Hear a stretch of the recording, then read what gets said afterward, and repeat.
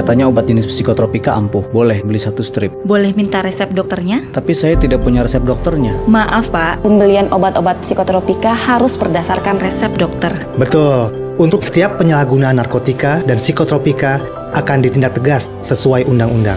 Badan POM melaksanakan aksi nasional pemberantasan penyalahgunaan obat. Pastikan Anda menggunakan obat secara aman. Untuk informasi, hubungi kontak center Halo BPOM.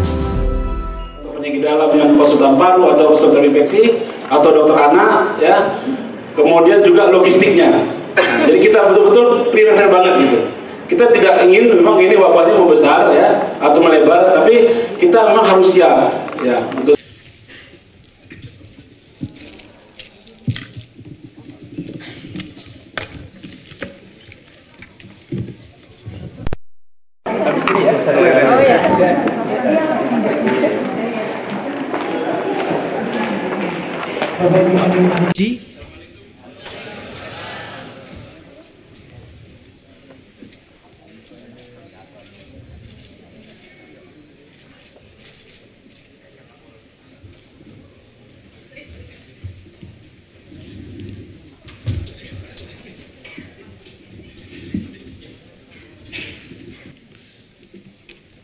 Baik Bapak Ibu hadirin undangan yang kami hormati, acara dilanjutkan dengan laporan Kepala Dinas Kesehatan Provinsi DKI Jakarta. Kepada yang kami hormati Ibu Dr. Widya Stuti, dipersilakan.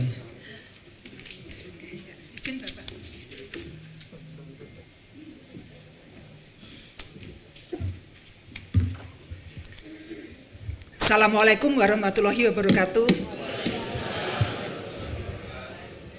Yang kami hormati Bapak Gubernur Provinsi DKI Jakarta, Bapak Anies Rashid Baswedan, para Direktur Rumah Sakit Vertikal, TNI Polri, RSUD, Rumah Sakit Swasta, para organisasi profesi, asosiasi rumah sakit, dan Bapak Ibu hadirin sekalian yang berbahagia.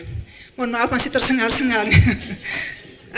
Alhamdulillahirrahmanirrahim, kita semua bisa berkumpul pada pagi hari ini dalam rangka untuk kesekian kalinya bagaimana kita semuanya bersama siap untuk pengendalian COVID-19 di DKI Jakarta. Pada pagi hari ini hadir bersama kita adalah para Direktur Rumah Sakit se-DKI Jakarta dan para organisasi profesi dalam rangka untuk menyamakan gerak persepsi menghadapi COVID-19 yang sudah sampai di DKI Jakarta. Hadir pula teman-teman dari Kementerian Kesehatan, dari Direktorat Jenderal P2P maupun dari Direktorat Jenderal Yankes yang diwakili oleh Bapak Ibu Kasubdit. Mohon nanti arahan Bapak supaya DKI lebih siap untuk bersama-sama menghadapi COVID-19. Itu saja, terima kasih. Wassalamualaikum warahmatullahi wabarakatuh.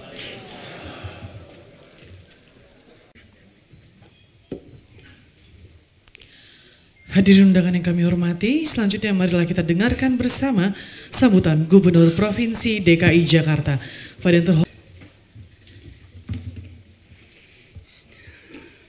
Yang terhormat Dirjen Pelayanan Kesehatan Kementerian Kesehatan Republik Indonesia, Dirjen Pencegahan dan Pengendalian Penyakit Kementerian Kesehatan, yang saya hormati juga para narasumber, Kepala Bidang Pencegahan dan Pengendalian Penyakit Dinas Kesehatan Provinsi DKI Jakarta, kemudian Komite Pencegahan dan Pengendalian Infeksi dari Rumah Sakit Pusat Pusat Infeksi Profesor Dr. Sulianti Saroso, para Ketua Asosiasi Profesi, para Ketua Asosiasi Rumah Sakit, para pimpinan rumah sakit, para Ketua Asosiasi Fasilitas Kesehatan, dan Bapak Ibu sekalian, kolega Komunitas Kesehatan DKI. Assalamualaikum warahmatullahi wabarakatuh.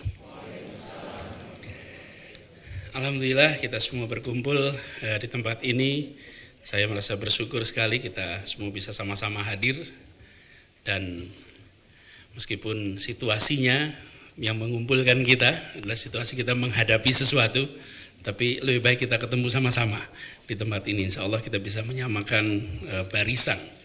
Ibu sekalian saya hormati, saya tentu tidak bisa berbicara banyak mengenai COVID-19.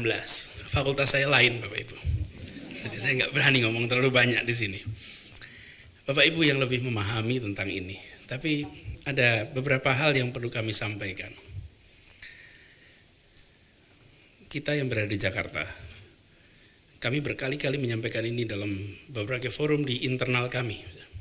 Kita ini harus sadar, kita ini warga tiga. Warga Jakarta, warga Indonesia, dan warga dunia. Seringkali kita hanya masuk dua pertama. Warga Jakarta dan warga Indonesia. Lupa kalau kita ini adalah warga dunia.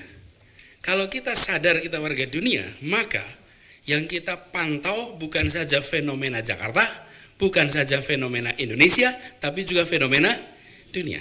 Dan hari ini kita berkumpul bukan karena peristiwa yang dimulai di Jakarta, bukan karena peristiwa yang dimulai di Indonesia, tapi peristiwa yang terjadi di dunia global. Ini mindset yang harus kita bawa terus, terutama kita yang di Jakarta. Mengapa?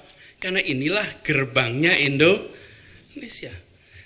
Jadi kami di Pemprov ini begitu bulan Januari kemarin mulai outbreak, kami monitoring terus perkembangan dunia.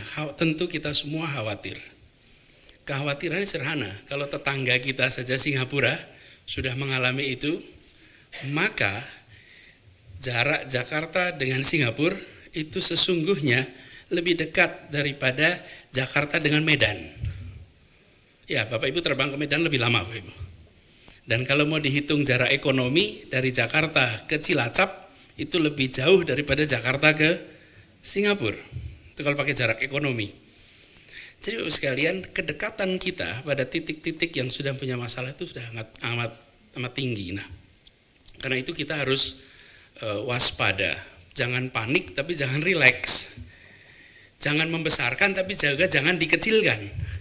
Proporsional, karena itu kemarin kami sampaikan pesan nomor 1 adalah faktual, kemudian yang kedua urgent, yang ketiga apa tadi? Transparan. Saya sampaikan dalam jajaran, seluruh jajaran di ruangan ini, 3 pegangan kita, faktual, urgent, transparan. Dan seluruh masyarakat saya rasa membutuhkan itu semua, kesigapan, berdasarkan kenyataan, dan selalu apa adanya. Karena apa adanya ini penting sekali. Kekuatan kita untuk bisa menjaga trust publik justru pada keapa-adaannya.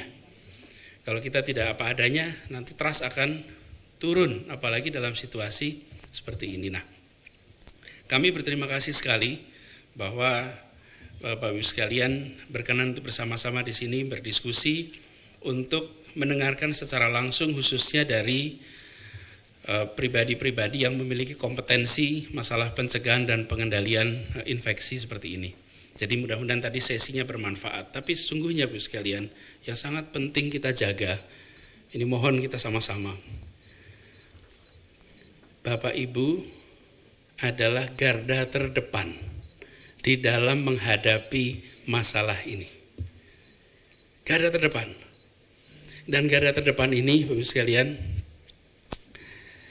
menghadapi dalam tanda kutip musuh yang tak terlihat, musuh yang tak terlihat, tapi yang terdepan, yang paling awal merasakan keletihan Bapak Ibu semuanya, yang paling awal merasakan kegelisahan ya pasukannya Bapak Ibu semua di rumah sakit, yang paling awal, yang paling dekat.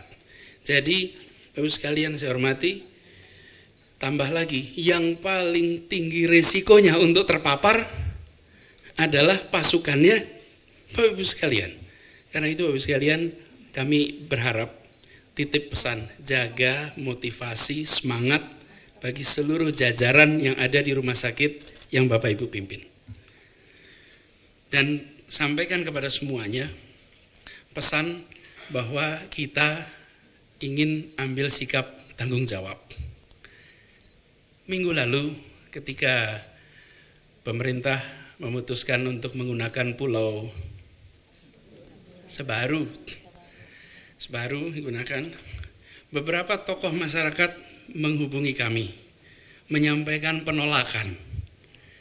Pak Gub, kami tidak bersedia wilayah kami digunakan untuk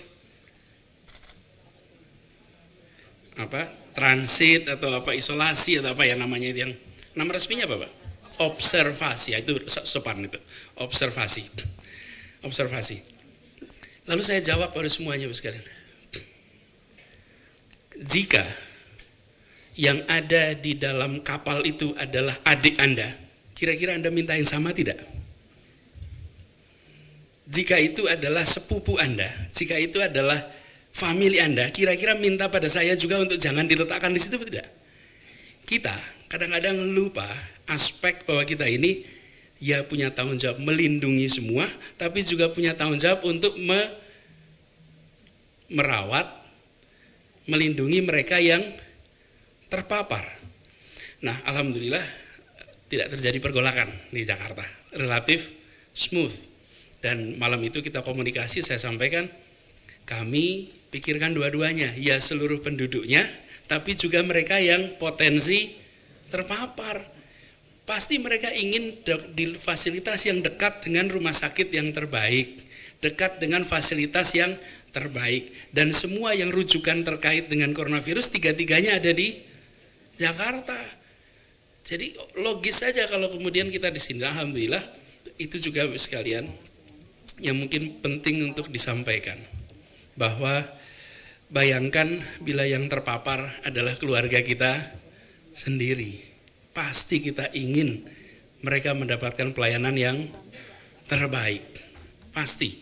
Dan harapannya itu membuat kita mau ambil tanggung jawab. Hanya saja ketaatan, kedisiplinan pada prosedur harus betul-betul dipegang. Mudah-mudahan protokolnya segera tuntas sehingga kita bisa mengikuti protokol yang benar di dalam menghandle masalah ini. Dan kami semua sekalian di dinas, jajaran kami ingin komunikasi dibangun dengan intensif. Kalau baiknya sudah baik, komunikasi insya Allah baik, tapi tolong kita tingkatkan intensivitasnya sehingga masalah yang dihadapi di tempat Bapak Ibu sekalian terinformasikan, dan kami juga bisa ikut mensupport apa yang mungkin dialami oleh tempat Bapak Ibu sekalian. Kami Bapak Ibu perlu sampaikan kepada semua, berkomunikasi juga dengan berbagai pihak termasuk pihak WHO di Jakarta, dan tentu kementerian juga. Kita ingin memastikan bahwa di Jakarta semuanya memiliki alert level yang sama, dan mudah-mudahan nanti kita punya kesamaan menempatkan kita alert levelnya di mana, langkahnya seperti apa. Nah, cuman kita nanti tunggu guideline dari pemerintah pusat untuk terkait dengan alert level. Tapi bagi kami sendiri, kami merasa di Jakarta kita harus bertindak cukup cepat. Khawatiran ini terjadi penularan secara J-curve itu. Kalau J-curve itu kan kurva huruf J itu ada satu langsung lompat. Kalau itu sampai terjadi kita tidak ingin muncul. Saya rasa kita lihat kasus di Italia relatif rileks, tenang. Sekarang menjadi salah satu yang terbanyak kasusnya setelah Cina, Italia, Iran. Dan ini tidak boleh di kita. Mudah-mudahan tidak terjadi, mudah-mudahan ini isolated cases yang tidak merambak ke tempat-tempat yang lain. Tapi bila iya, maka kita harus siap. Jadi Bapak Ibu yang saya hormati, mohon disampaikan pada seluruh jajarannya, dan saya harap kita ambil tanggung jawab, jangan lepas tanggung jawab. Dan lepas tanggung jawab itu maksudnya udahlah, ini biar diurus sama pemerintah saja. Kalau ada yang datang kirim ke tempat pemerintah, mari kita tunjukkan bahwa kita pun mengambil tanggung jawab yang cukup besar. Itu saja barangkali Bapak sekalian yang saya hormati. Mari kita jaga Jakarta kita sama-sama. Mudah-mudahan tidak terjadi kasus lagi. Cukup 2 ini saja. Lalu yang sisanya adalah catatan saja, bukan peristiwa kasus yang positif. Dan mudah-mudahan dengan adanya komunikasi yang lebih intensif nanti, kita semua mengirimkan pesan kepada seluruh masyarakat, bukan hanya jajaran pemerintah, tapi swasta, seluruh tenaga-tenaga medis di Jakarta dalam posisi siap. Kalau tempat lain tidak secepat kita semua di Jakarta, mungkin karena memang eksposurnya tidak setinggi kita. Tapi kalau kita karena punya eksposur yang sangat tinggi pada internasional, tidak bisa lagi kita relax untuk urusan ini. Jadi demikian Bapak sekalian, saya sampaikan terima kasih dan mohon titip salam untuk seluruh jajaran di tempat Bapak Ibu mengabdi. Sampaikan pada semua, jangan dipandang ini sebagai beban, tapi pandang ini sebagai garis depan, dapat titipan kehormatan untuk menjaga ibu kota, sehingga insya Allah ibu kota kita aman dan tidak terjangkiti seperti tempat-tempat yang lain. Terima kasih. Assalamualaikum warahmatullahi wabarakatuh.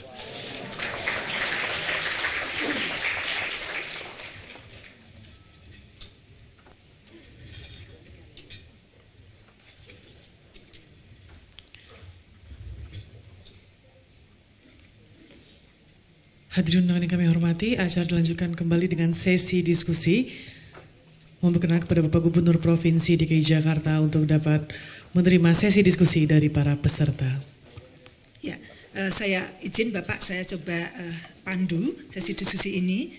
Bapak Ibu sekalian, tadi sama-sama kita sudah mendengarkan arahan Bapak Gubernur dan para narasumber. Silahkan kalau ada hal-hal yang akan dikonfirmasi, kami persilahkan. Mungkin untuk satu dari PPNI, satu ya, ujung sana. Ya, belum. Nama saya Jajang Rahmat, izin Pak Gubernur mewakili perawat Jakarta, Pak. Jadi betul tadi garda terdepan kami, perawat sebagai garda terdepan dalam hal kesehatan, salah satunya dalam penanganan kasus corona. Ada dua masukan Pak Gubernur. Yang pertama, menyikapi berkembangnya media yang cukup masif Pak Gubernur. Barangkali pemerintah daerah DKI juga harus lebih masif melakukan promosi kesehatan di masyarakat, Pak. Kami dari OP siap membantu untuk edukasi terhadap kelompok khusus, misalnya sekolah itu. Kami ada 45.000 anggota perawat, jadi sebenarnya bisa masif untuk sosialisasi kepada masyarakat sehingga terlihat bahwa kita siap menghadapi ini, terutama untuk pencegahan di awal gitu. Yang kedua, kami titip Pak untuk teman-teman kami perawat, memang karena takutnya nanti overload kasusnya, maka teman-teman kami yang di depan ini perlu disiapkan kesejahteraan dalam dirinya Pak, yaitu antara lain masker dan lain-lain, termasuk support makanan tambahan dan lain-lain, sehingga mereka salah satunya adalah sekarang kami sudah diskusi dengan teman-teman perawat di RSPI, sudah mulai merawat kasusnya dan sudah siaga mereka di sana. Terima kasih Pak Gubernur, itu saja dari saya. Terima kasih. Assalamualaikum warahmatullahi wabarakatuh. Waalaikumsalam. Mungkin pertama yang ingin saya perjelas lagi Pak mengenai pembiayaan. Tadi kan yang dibiayakan oleh Kemenkes itu adalah yang positif dan juga di rumah sakit pemerintah. Nah sementara kami sudah mendapatkan surat dari BPJS Kesehatan bahwa yang suspek pun tidak bisa dijaminkan kepada BPJS Kesehatan. Nah maka dari itu kami mohon adakah rekomendasi atau saran bagaimana kami bisa menangani pasien dengan PDP. Kemudian yang kedua mengenai siapakah sebenarnya yang diberi kewenangan untuk mengambil swab. Tadi kan disebutkan yang diberikan kewenangan adalah analis dari rumah sakit yang terlatih. Tetapi hari ini Dok, dari Suku Dinas Kesehatan Jakarta Pusat itu memanggil analis kami untuk disosialisasikan bagaimana cara mengambil swab. Sementara yang kami kirim hanya satu, dan itu tidak mungkin semua analis kami terlatih. Apakah artinya itu kami diberikan kewenangan untuk mengambil, dan pada saat kami akan merujuk itu apakah kami menunggu hasil sampai positif atau bagaimana?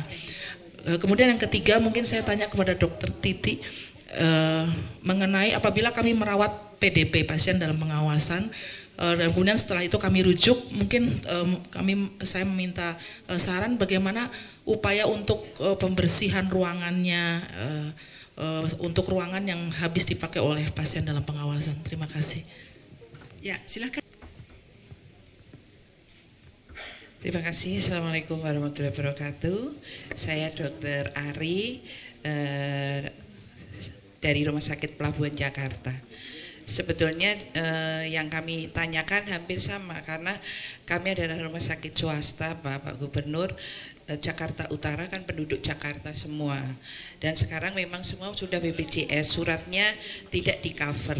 Sedangkan kami di pelabuhan itu juga rentan terhadap pelayaran dari luar, pelaut yang dari luar itu. Jadi cukup berat bagi kami kalau pembiayaan itu, kami siap, tapi kalau pembiayaan itu ditanggung oleh kami, tentunya kami cukup berat. Pasien pun pasti nanti akan protes, dokter kami kan sudah punya BPJS, di mana BPJS tidak ada tulisan tidak mengcover kesehatan, dan itu sudah kesehatan semuanya. Ini mungkin yang kami mintakan kepada Bapak Gubernur, bagaimana kami harus melaksanakan kalau ada yang datang ke tempat kami. Sedangkan untuk APD saja, sesederhananya pun APD itu juga tidak murah gitu.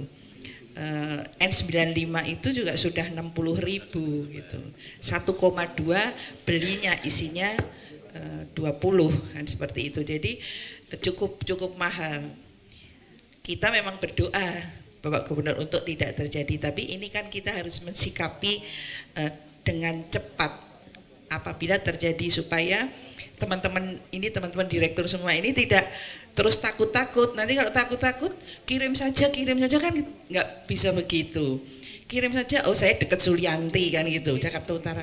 Tapi kan dokter Popi tadi udah bilang jangan semua dikirim, kan harus ada alurnya gitu. Saat mana kami harus mengirim ke Sulianti, seperti itu. Jadi terima kasih dan mohon arahan. Assalamualaikum warahmatullahi wabarakatuh.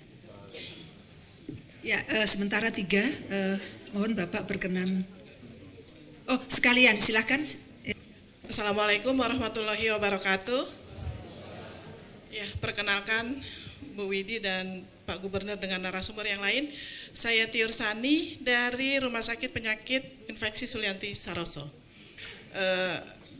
Saya di sana membawahi instalasi PKRS, promosi kesehatan rumah sakit, dan untuk organisasi Pak Gubernur, saya adalah Ketua Umum Perkumpulan Promotor Kesehatan DKI Jakarta.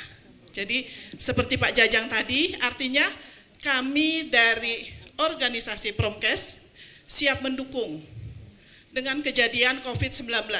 Nah, maraknya pemakaian masker tentunya butuh edukasi, promosi kesehatan. Jadi sekali lagi Pak, kami siap mendukung. Contoh di Sulianti Saroso, pemakaian masker kami memang sudah sesuai aturan. Kapan digunakan, kapan tidak digunakan. Intinya melalui edukasi dan promosi kesehatan. Jadi suasana di rumah sakit kami nampak kondusif. Padahal harusnya yang paling ketakutan ya Pak, kalau bisa kami lari sama-sama keluar pagar. Tapi tidak kami lakukan. Satpam, security, penyewa kantin di kanan aman semua Pak. Bahkan saya tawarkan gini, mau tutup nggak kantinnya? Tidak Bu Tiur, kami aman karena edukasi kami selalu berkala, berkelanjutan. Sekali lagi untuk Dr. Titi dari Komite PPI kami, tepuk tangan dong Bapak Ibu. Beliau tuh tidak bosan-bosannya keliling. Internalisasi selalu kami lakukan berkala Pak. Jadi bukan karena kasus COVID-19, artinya edukasi terkait PPI selalu kami lakukan berkala. Terima kasih sekali lagi begitu Pak, Bu Widi, kami berperan untuk kita semua. Wabillahi taufik, wassalamualaikum warahmatullahi wabarakatuh. Waalaikumsalam, makasih Bu Tiur. Silakan dokter. Saya Dr. Steven dari Rumah Sakit Carolus. Yang menjadi concern saya seperti dari Pak Gubernur bilang tadi adalah tentang tenaga kesehatan. Tenaga kesehatan adalah frontline yang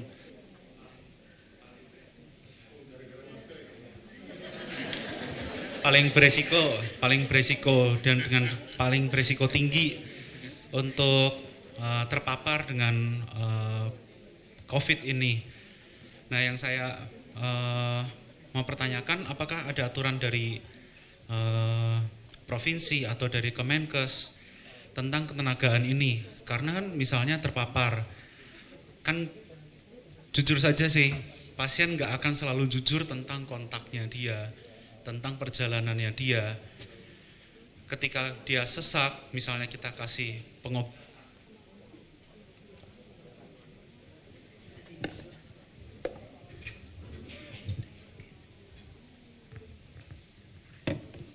ketika kita kasih pengobatan ternyata APD kita tidak lengkap, seperti itu kan terpapar, dan itu ada kontak juga. Kan ada macam-macam kriteria. Nah, yang saya sudah ada baca di WHO dan di guideline CDC, semuanya mempunyai aturan yang berbeda tentang bagaimana perawat atau dokter yang terpapar atau tenaga kesehatan lain yang terpapar, apakah perlu dirumahkan ataukah perlu observasi tetapi sambil boleh kerja. Nah, kalau memang belum ada aturannya atau memang sedang dikerjakan, nah nanti saya mohon sosialisasinya. Jadi supaya tenaga kesehatan, terutama yang di Jakarta, mempunyai aturan yang sama tentang bagaimana tenaga kesehatan ini dijaga kesehatannya. Karena kan kalau misalnya kita mau ngikutin yang ODP dan PDP pada umum, berarti kan begitu ada kontak, otomatis semuanya pasti dirumahkan atau dikarantina. Sedangkan tenaga kesehatan pasti otomatis terbatas. Nah, pasti kan ada kriteria khusus karena tenaga kesehatan pasti terpapar. Nah, bagaimana itu dari Kemenkes ataupun dari DKI sendiri? Oke, terima kasih.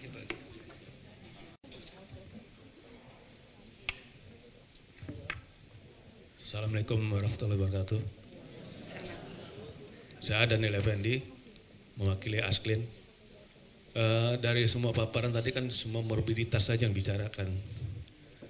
Tentang mortalitas, kenapa meninggal dan apa saja faktor risiko itu yang harus dijaga supaya yang faktor risiko itu jangan sampai terjadi terinfeksi. Nah, di perifer kan tahunya kalau sakit, sementara si sakit sendiri mungkin ada orang yang tua atau yang kena HIV atau yang diabetes mellitus, yang faktor risiko itu harus diingatkan.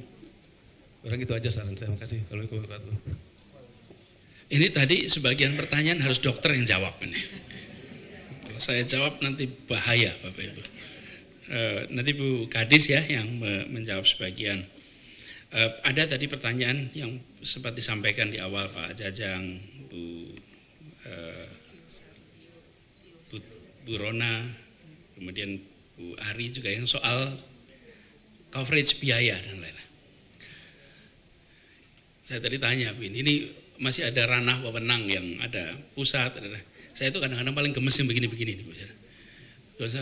Kalau sudah persoalan seperti ini, kita ini yang berdiri di sini nih Bapak Ibu, ini negara namanya. Kita ini negara, WK ini negara. Kita negara dikasih anggaran. Tugas pertama negara, ini kalimatnya konstitusi ini, melindungi setiap, itu perintah konstitusi. Jadi Bapak Ibu nanti soal BPJS nih, kalau sampai di BPJS tidak mau tanggung, tidak mau itu, nanti DKI kita atur untuk nutup. Harus. Tapi Bu, ini seharusnya, nggak menurut saya, harusnya BPJS itu ya dari awal bilang, ini adalah institusi negara, ini problem yang tidak direncanakan ada di negara ini. Kalau kejadian bukannya lepas tangan, harusnya langsung bilang kami siapkan, kami siap. Dibuat yang di ujung, kan yang Bapak Ibu yang di ujung depan, bukan? Yang di ujung depan itu tenang gitu loh. Udah Bapak Ibu tak tutup dulu, nanti kami tutup, nanti kami kan tenang, bukan? Lah masuk pasien datang mikir nih tagihannya gimana nanti gitu. Harusnya pimpinan rumah sakit itu tidak usah pusing soal tagihan. Masa pimpinan rumah sakit pusingnya tagihan? Udah gitu cari pinjaman pula. Itu kan cerita semua rumah sakit toh gitu kan. Iya, Bank DKI minjemin juga gitu kan. Ini ada masalah lebih besar lagi lah di situ. Tapi intinya saya Bapak sekalian, makanya tadi saya katakan tadi, lihat ini sebagai tanggung jawab. Kalau kita tidak melihatnya sebagai tanggung jawab, ya kemudian mikirnya gimana cara melepas, bukan? Kita tanggung jawab kita ini negara kok gitu. Dan mohon maaf kalau dihitung angkanya, mudah-mudahan tidak besar, betul kan? Kasusnya maksudnya. Kasusnya tidak banyak, apa sih itu dibandingkan skala yang ada di anggaran kita. Jadi insya Allah nanti, tapi tadi Bu Kadis sudah mengingatkan ke saya juga bahwa ini nanti harus dibicarakan dengan pemerintah pusat supaya jangan keliru. Kami juga tidak ingin melangkah yang keliru dan tidak ingin melangkahi karena dua-duanya bermasalah nantinya gitu. Ya kan, melangkah keliru salah, melangkahi juga salah, kan melangkahi itu nggak sopan Bapak Ibu. Jadi tapi intinya Jakarta siap jadi backup. Kalau sampai ini tidak, maka Jakarta ambil tanggung jawab, jelas itu. Dan nah, itu yang bisa saya jawab Bapak Ibu. Terus nanti mengenai kampanye, Bu Tiur, Pak Jajang, mana Pak Jajang tadi? Pak Jajang siap. Jadi Bu Tiur dan Pak Jajang bantu nanti dengan tim komunikasi kita untuk mempromosikan. Intinya kan begini, membuat masyarakat lebih sadar apa yang harus dikerjakan, termasuk penggunaan masker ini dan penggunaan masker dan lain-lain supaya alert. Kami malah terpikir misalnya siapkan petugas-petugas lebih banyak, relawan lebih banyak, mungkin sebagian malah mahasiswa dari institusi pendidikan yang terkait dengan medis mungkin, yang bisa jadi relawan untuk membantu menjelaskan kepada publik, terutama di kawasan-kawasan yang punya risiko interaksi internasional yang tinggi. Jadi kalau di Setu Babakan agak jarang itu. Ya. Tapi kalau di Jalan Sudirman, Tamrin, itu agak intens. Di kawasan Blok M itu intens. Jadi di tempat-tempat yang punya interaksi internasional tinggi, nanti kita siapkan kerja sama-sama ya, relawan dibekali sesuai dengan tadi protap yang dimiliki di RSPI Sulianti Saroso. Betul, bahkan mungkin Bu kita kirim tim dah bikin gambaran tuh loh, betapa tenangnya yang di sana. Supaya yang di tempat lain nggak panik, pusatnya aja rileks kok, begitu kan? Bukan rileks, tapi artinya tenang lah gitu. Tenang tapi waspada. Oh rileks salah, tenang tapi waspada dan tidak merasa gelisah, bukan? Apa mungkin terbiasa juga ya Bu ya? Jadi agak. Nah, nanti kita susun. Kadis Kominfotik ada di sini, tidak ada? Ada dari Kominfotik di sini. Oke, kalau tidak ada nanti Bu Tiur, Pak Jajang, kalau boleh sesudah ini langsung ketemu dengan tim komunikasi kita. Nanti kita siapkan strateginya ya untuk masyarakat kita. Karena begini, berkomunikasi di Jakarta itu sama dengan berkomunikasi dengan seluruh Indonesia. Ya, di Jakarta itu karena berita lokal jadi berita nasional di sini. Ya, ada jalan, ya betul itu. Bapak Ibu ngomong lihat orang yang merasakan Bapak Ibu gitu. Berita lokal jadi berita nasional di sini. Jadi kalau kita bisa menyiapkan strategi komunikasi yang baik, insya Allah berdampak nasional. Itu barangkali yang dari saya. Yang selebihnya mungkin lebih tepat Bu Kadis dan Bapak Ibu yang ada di sini. Silakan. Ya, terima kasih Bapak izin menyampaikan. Yang pertama tentang pertanyaan Dr. Rona tentang swab. Sebenarnya memang kami awalnya sudah membekalkan kepada tim jajaran kami, baik itu di Dinas, Sudin dan Puskesmas maupun UPT-UPT kami. Tentu melihat pergerakan kasus itu tidak cukup, sehingga kami butuh kolaborasi dengan semua pihak. Jadi kita berharap semua rumah sakit nanti akan ada pembekalan dan itu mohon bisa berkenan untuk langsung melakukan swab sesuai dengan SOP. Selanjutnya akan kita atur dalam mungkin akan kita bikinkan surat edaran sehingga lebih detail, lebih jelas siapa berbuat apa. Begitu Dr. Rona. Yang berikutnya Dr. Ari dari Pelabuhan tadi sudah jelas disampaikan oleh Pak Gubernur yang terkait dengan pembiayaan. Dr. Steven terakhir, dokter ini kan sebenarnya sesuatu penyakit emerging disease. Kita sama-sama mencari pola pembelajarannya.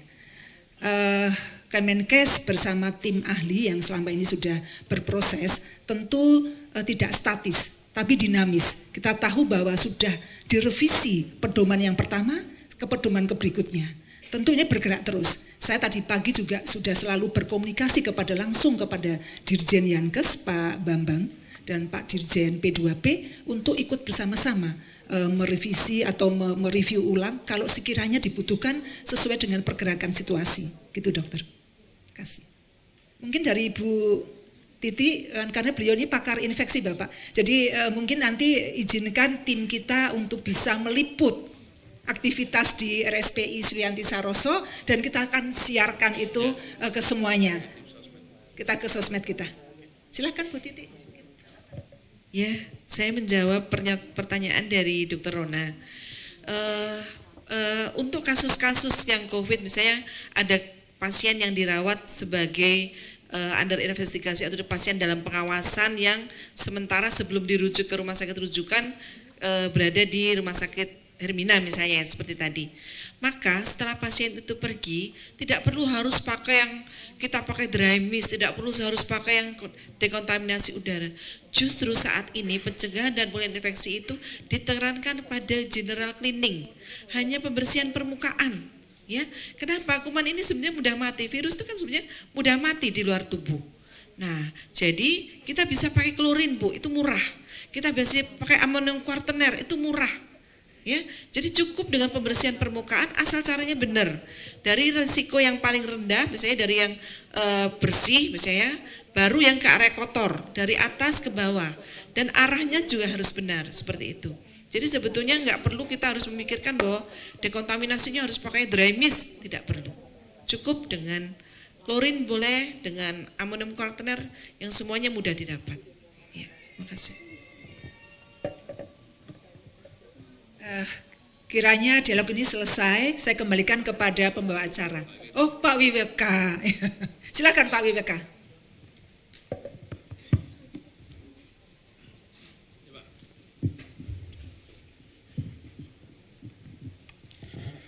Terima kasih. Assalamualaikum warahmatullahi wabarakatuh. Yang terhormat Bapak Gubernur Daerah Khusus Ibu Kota Jakarta.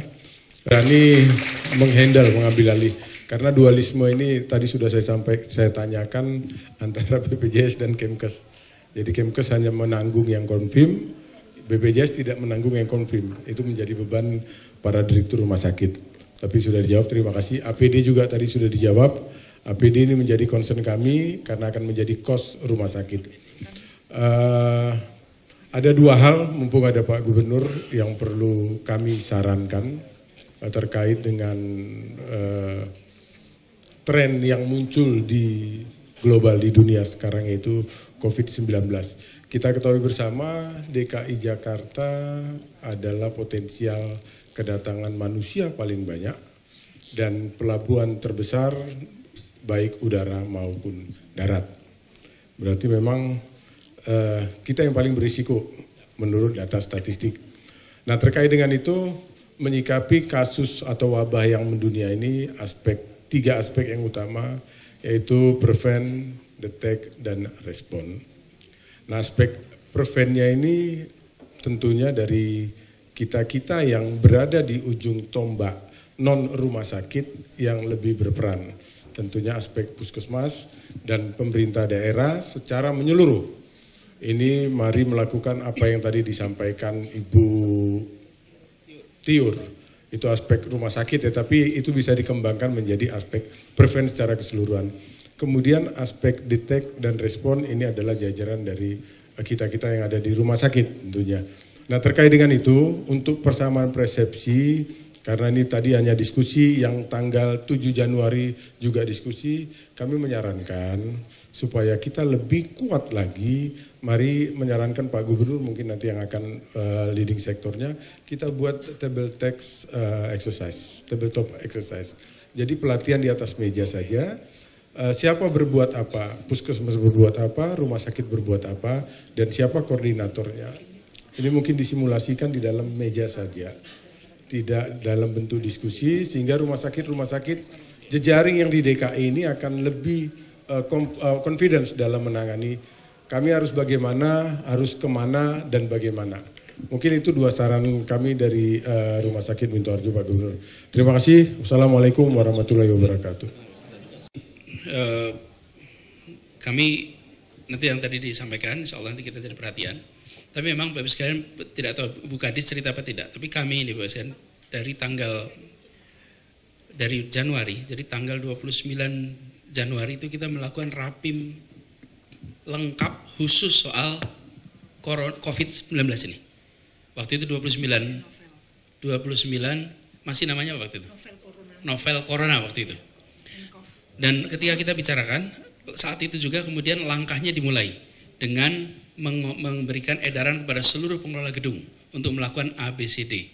Lalu internal juga kepada tim kesehatan di jajaran Pemprov. Jadi kita hanya itu semua dikerjakan secara senyap. Karena kalau diumumkan nanti rame. Kita tidak ingin, tapi sebulan ini tim DKI itu warming up, Pak, untuk mengantisipasi peristiwa kalau sampai terjadi. Mudah-mudahan tidak gitu. Nah, nanti yang jadi catatan Bapak, insya Allah nanti kita diperhatikan. Kemudian yang kedua mengenai pembiayaan, sekali lagi kita tunggu tapi kita siap. Dan kami juga berharap Bapak Ibu dalam kasus ini mohon diturunkan ke seluruh jajaran. Spiritnya take over responsibility.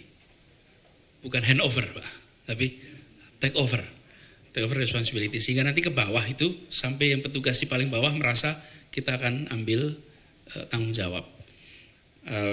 Kemudian mengenai tabletop exercise nanti biar jadi perhatian ya Bu ya pada fase ini. Jadi Bapak Ibu sekalian kami hormati, saya izinkan saya mengakhiri, sudah selesai ini semua. Terima kasih atas kehadiran Bapak Ibu semuanya. Mari kita rapatkan barisan, komunikasinya intensif, saling support, saling memberikan dukungan, betul-betul kita lakukan. Dan bila Bapak Ibu memiliki masalah, tolong sampaikan kepada kami. Kami mencoba sebisa mungkin kita ikut menyelesaikan. Mindsetnya tadi, kita mau ambil tanggung jawab. Itu saja barangkali kita akhiri di sini ya Bu. Terima kasih. Assalamualaikum warahmatullahi wabarakatuh. Hadirin yang kami hormati, demikianlah rangkaian acara sosialisasi pencegahan, pengendalian dan update situasi coronavirus disease. Atas perhatiannya diucapkan terima kasih. Wassalamualaikum warahmatullahi wabarakatuh.